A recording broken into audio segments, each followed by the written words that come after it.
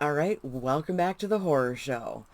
Before I get started on this update, I am going to ask you to please do all of the things, and you know what they are. So, this is my update to the King of Horror Project Pan. The hashtag on this is hashtag Horror King Pan. Try not to screw that up. This is basically the Stephen King project. And this was created by Stephanie. She's Foo Pans on Instagram, and I should have had that on the screen. She did this in collab with the Fantastic Ladies. You know, all that's linked in the description box, as always. Now, this is a project that is based on the 40 full-length Stephen King novels. We're not including anything under the other name, short stories, or like sequels, only the first book if it's a series, that kind of thing. And this started September 6th of 2022 and ends September 21st of 2023. So we have a couple months left. We'll see how far I get on some of these things. This is a rolling style project. It has monthly updates. I'm struggling. I am struggling a little bit. I don't know that I'm going to get to everything, but let's get into what I do have done. And I put these in numerical order of the way Stephanie has the books listed. And I want to say, I don't know if it started on his birthday and then ended on the day that the latest novel that was a release date. I don't think anything's been released since then. I don't read Stephen King. It screws with my head. There you go. I have seen some of the movies, but I don't do well with certain kinds of horror. Let's put it that way. Although I'm a book fan, so I had to support this anyway. Plus, it's a cool project. Stephanie did a great job. I love it. Like I said, I'm struggling a little bit with it, but that's my own fault, not hers. All right. First thing that I have in the project is for the stand. So this is a black or a dark item for Randall Flagg. I put in the BH Cosmetics Nightshade palette, and I put this in for 3 looks. I don't have this one here with me, so I've got pictures that have been going up on the screen for you with the palette, the shade swatched, all of that good stuff.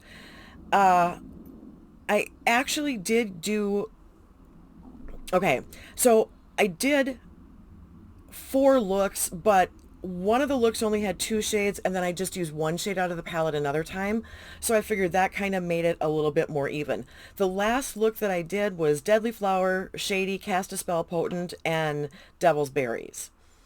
Okay, so like I said, hopefully you saw all the pictures on that. This is a completed prompt. This one is done. So that's a rollout, at least for this project, which is a good thing. The next thing that I have in is for the Tommy Knockers, an item recently found or rediscovered. At that point, it was this Lipstick Queen lip liner. Well, all right then. This is in the shade Natural, and it pulls a little bit brown on me.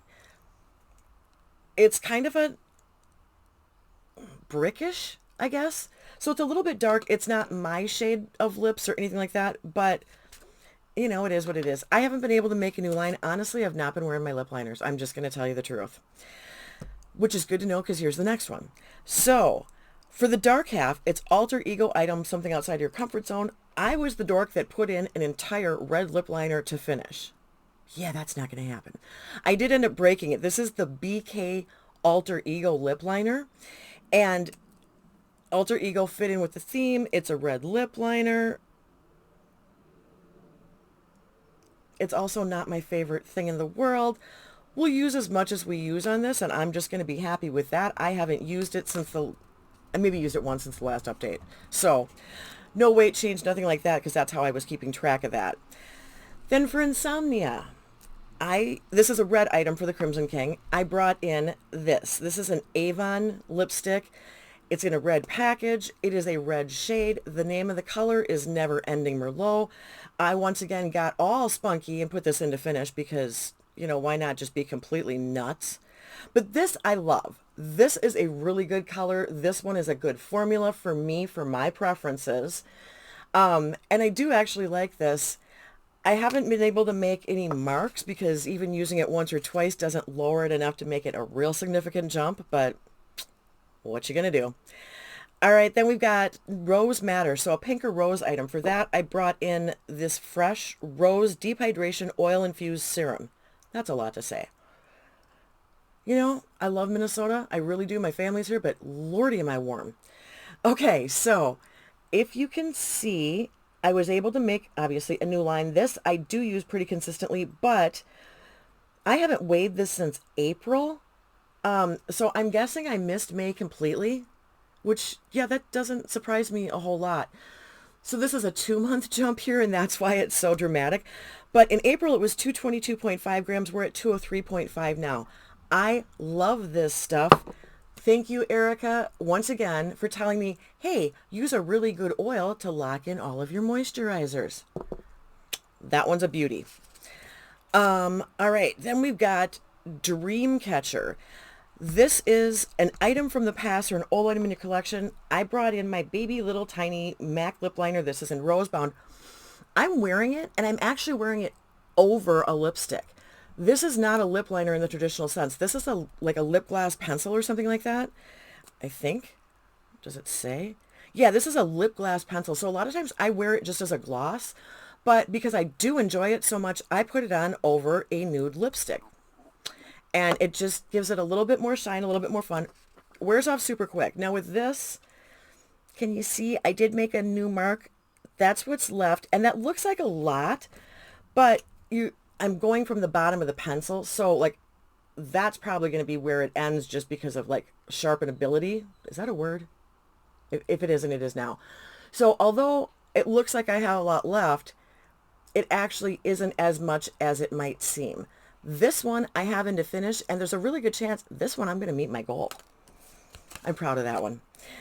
All right, then I have, I have to give you a swatch, so I need a thingy, you know, a wipe thingy. All right, so for the outsider, an item that you have two of or a dupe, I actually have this ColourPop Dream Much Super Shock.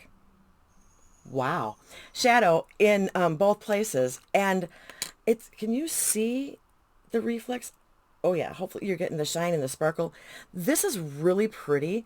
It does have a hint of a color, but it's also an awesome, like, fix it up, top it type of shade, because it's not a ton of a base when I put it on, but the sparkle and the reflect in it is lovely. And this was a newer thing to my collection. This was like probably one of the last ColourPop things that I bought before I stopped buying ColourPop stuff.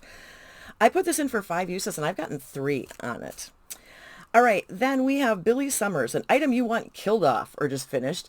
I actually had an open jar of the Lancome Renergy. You are seeing pictures on the screen of that.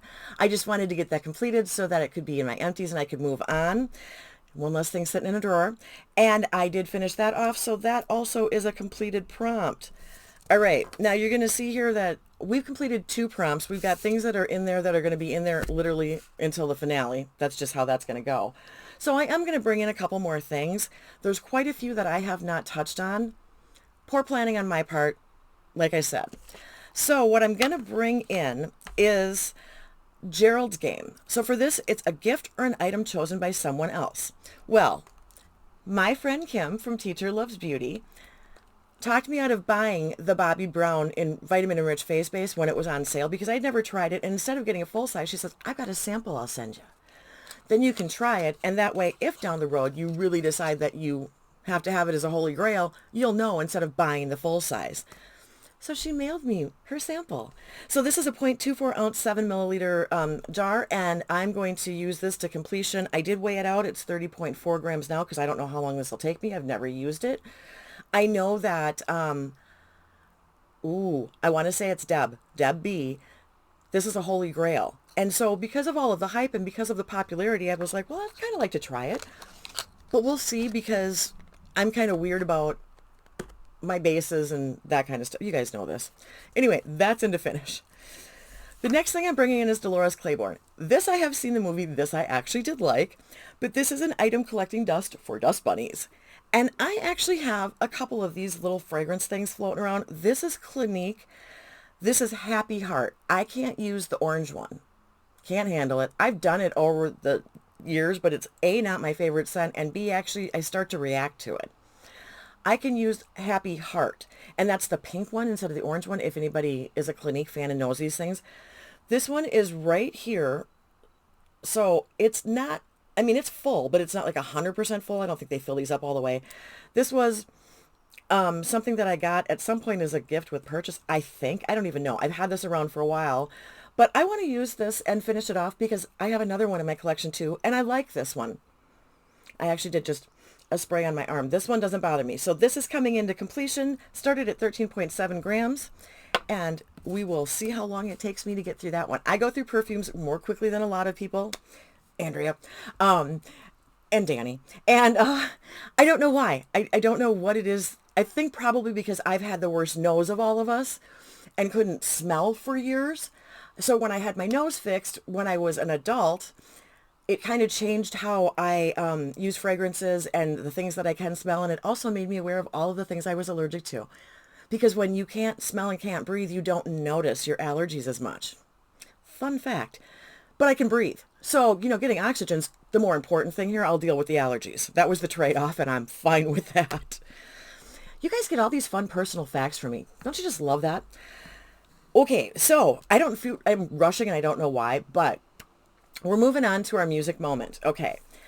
For this one, I picked a song that actually would have been more appropriate for Nightmare on Panning Street, but that's a project I'm not doing.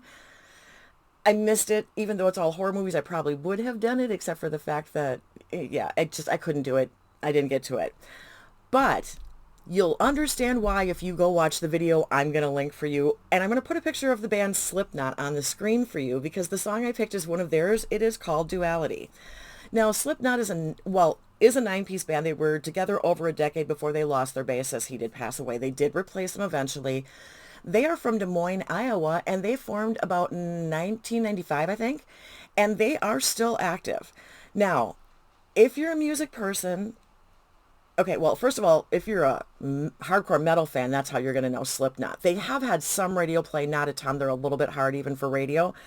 They have had all kinds of issues. They have been slammed for the image. They have been slammed for their music inciting acts of violence, which if you listen to Corey Taylor talk, he is one of the main people that does a lot of their writing, and he is in a lot of ways the frontman spokesperson for the band. Okay, I don't know what they're doing out there, and the turkeys are going again. I don't know if you guys hear this. I don't know if my microphone picks it up, but hopefully it does. Actually, I should check and make sure that the microphone is on. Oh, well, it won't let me. Anyway, Corey talks about the fact that a lot of their music is actually like personal, introspective, or positive. And so, like, it's the same thing that happened with, was it Metallica? Where if people are looking for an excuse, they will find one. But then there have been crimes that have been committed, and the individuals that have committed them have said, well, I was influenced by this music. So yeah, they've gotten a little bit of that, and the band Corey's very well spoken. You're going to get more from him, his other bands, some other stuff down the road, because I'm actually a Corey Taylor fan. I've seen Slipknot live. I am not the hugest fan, but I do like the song Duality. So when Corey talks about this, one of the things he says is that as much as he feels for the people who are victims or the families of victims of violence, none of his music has ever had a message to go out and do harmful things to others.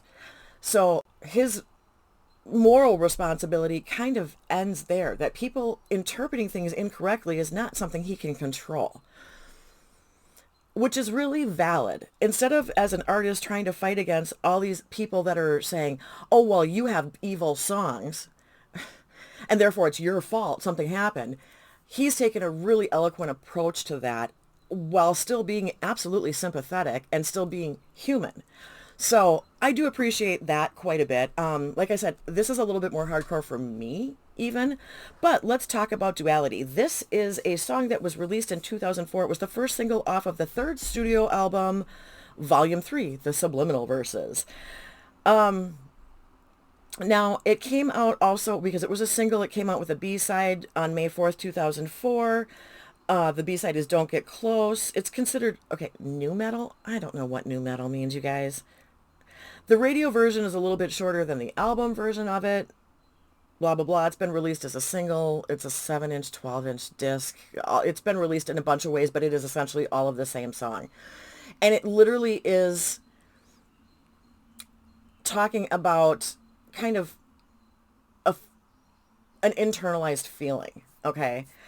Now, if you do watch the video, it looks like a little short mini horror film.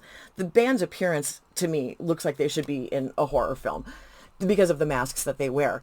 But the cool thing about this video is that they actually used a house that was going to be like torn down. So they invited like their true fans, and like all these people showed up, and they warned the fans, like, don't do a whole lot of jumping because there's a good chance the floor will cave in. Don't wreck the place. I mean, the people were moved out. The band gave the people that owned the house money for letting them use this house. The fans did get a bit carried away. There was some damage, but the house was going to be demolished, so I don't think it was anything that was a huge problem. In the video, you're going to see people on roofs. You're going to see people like in a living room. It's just kind of craziness. And the other thing that they warn people about is because there is one of the musicians that wears like a pinhead mask. There's a mask that has spikes. They warned the fans, be very careful so that you don't get injured while doing this, because the band was in with their fans. They said that while they invited the people that they knew that were true hardcore fans, like all these people showed up, and it was way more than they expected. So things got a little bit chaotic and out of control, but nobody was injured. The house, like, nobody collapsed to the floor. Nothing happened bad. They spent a lot of money doing this video. They said it was somewhere between $300,000 and $500,000. That's a lot of money for a video. But it looks like, if you're a fan of the band, it looks like it would have been pretty cool. And they did it in their hometown of Des Moines, Iowa. So, just a little fun fact for you. Okay, this song charted. Just to... I try and give you charts when they do, because sometimes it surprises me. So, it hit number 1 on the UK Rock and Metal. It hit number 15 on the UK Singles Chart. Now, in the US... on the mainstream rock chart, it hit 5. On the alternative airplay, it hit 6. These are Billboard charts. Obviously, again, I don't have a Cashbox one. These are all Billboards. Now, there's a U.S. Bubbling Under Hot 100 singles. I'm not familiar with that Billboard chart. I know a lot of them, but that's not one that I know. And it hit number 6 on that also. So, I mean, in the US and the UK, it was actually very well received. It hit 6 and 7 in some other countries. It charted in a bunch of countries. It charted in a bunch of countries. It charted in Belgium, France, Germany, Hungary, Ireland, Italy, the Netherlands, Scotland, Sweden, and Switzerland. That's a lot of charting, you guys. And every single one of those was within the top 100. So, okay, when that cut off on me, I missed anything, I will have just written it across the screen for you. I don't pay enough attention, unfortunately, to these things. That is what I have got for you for this update. So thank you for spending your time with me. I appreciate that. I hope you enjoyed the update. I hope you're not too disappointed in my progress. I don't know that I'm thrilled with my progress on this one, but I'm learning lessons, so that's always a good thing. The video and everything else you need to know, as always, is in the description box for your viewing, listening, and whatever type of pleasure, if you so choose to enjoy. And until next time, everybody, see ya. Bye.